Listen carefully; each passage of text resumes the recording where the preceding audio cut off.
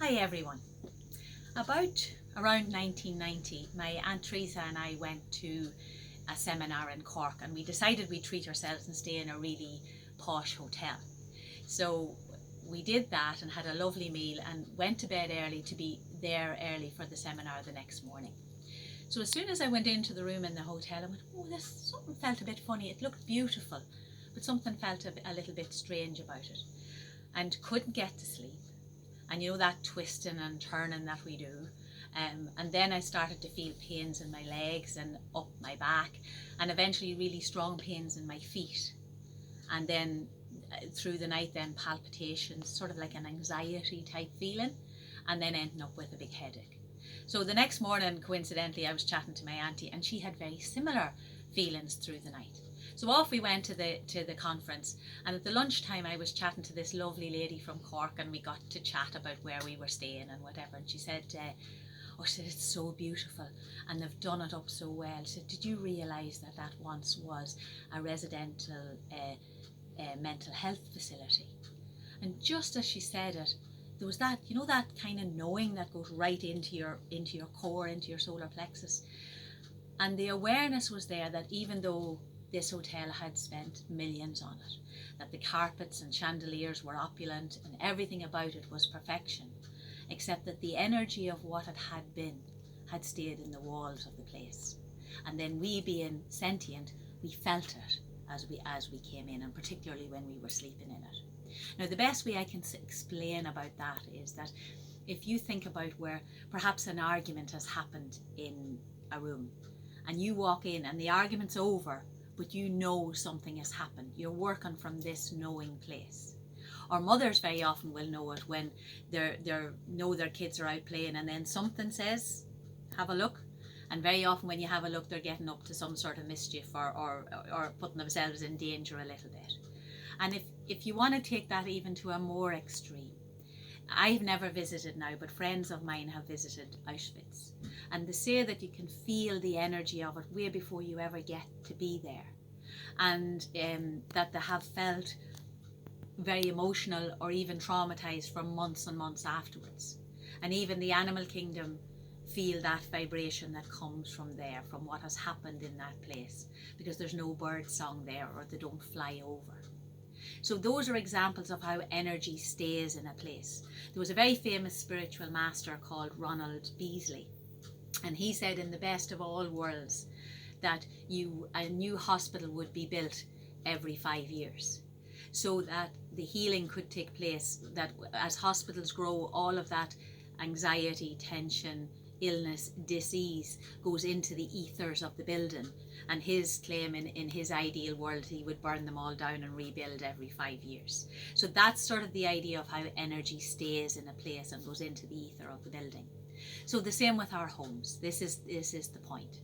That now, because for many reasons, the first being that we have families together 24/7 that perhaps haven't done that in a long time, and all of the tensions that can bring, but more so because of the bombardment of, again, what's going on in our world, both in our small environment and in our country, and then globally, that anxiety that's been pumped into the home, both for health reasons and for fiscal reasons, all of that has to go somewhere. And what it does is goes into the walls of your home, or it goes into, like the ether, into the fabric of your home. And so what I wanted to share today was a few tips on how to clear your home. Now, we have the cleanest homes that ever were at the moment. Every door handle, every light switch, every worktop is cleaned within an inch of its life. But the cleaning I'm talking about is a very different kind of cleaning, and it's cleaning energetically. And what I thought I would do was share some things, again, from Mother Nature, and we would take the 4 elements of earth and fire and water and air, and show you and give some little tips and techniques of how to clean your home. So the first thing to do is open all the windows with this beautiful weather, and let that gentle breeze that's going now go right through your home from the front to the back, bringing in that breath of life in through your home. And the first element is the element of air, and how to clear a home with the element of earth, and how to clear a home with the element of earth is to bring in something that's growing. So like a peace lily, or for me it's a rose. I think a rose always is heart-centered, or perhaps fresh flowers. And that brings in that element of earth into your home. And then the element of fire. Now in the Vedic tradition, in India, they will use fire ceremony, and it's to protect your space and to clear it of negativity. And our way of doing that is by lighting a candle. It's very much in our tradition. And it's very much in my family lineage, because my mum was famous in the locality and further afield when somebody was feeling unwell, or perhaps had to have a surgery or an exam coming up, or a new babe coming into the world. They would often phone and say, Nora, would you light your candle? And so we have a big tradition of, and literally what you're doing is when you're lighting a candle, you're bringing the light in, or bringing the fire in. And then we come to water. And again, very much in our tradition, we have waters that come from holy places, holy wells or sacred spaces like Knock, or even perhaps like from the Mother Ganga. And those waters then you can use to sprinkle your home. And that's bringing in the water element to clear and clean. And then finally the air. And probably that's the most well-known one. It's from the Native American tradition. And within that they use a smudge stick. And the smudge is sage, and you light the sage and then you can put it around yourself, and there's the most pungent aroma from the dried sage. And then you can do your front door and your back door, and then you go into each room and do the four corners, and then above, below, and most importantly within. So that's the four elements of clearing. Now the most important thing is the fifth element that comes, and that's you. So you bring your power and intention into what you're doing.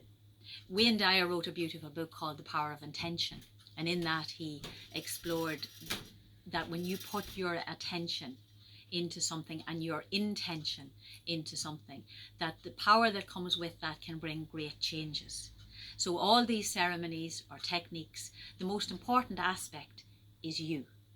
And when you're putting your intention into the plant, or into the fire and the candle, or into the holy water or sacred water, or into the sage, your intention is to clear your home. Now the words that I use all the time is things that are, I'm clearing things that are negative, harmful, or impure. But you can make up your own words. Whatever is meaningful and is there for you. So there's a very famous Sufi poet called Cathal Gibran, and he wrote about your home. And he said in his writings, he said, your home is your larger body, and it grows in the sunshine, and it sleeps in the stillness of night, and it dreams. So all of our techniques that we have done so far are about clearing our body.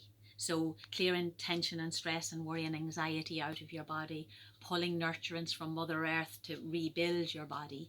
And now we're extending it out into the larger body, which is your home. And by creating a clear space there, you can move energy from within you and the space around you to be in a much calmer, clearer, safer space. And then the people who share that space with you are much more content and calm and feel secure within it. Namaste.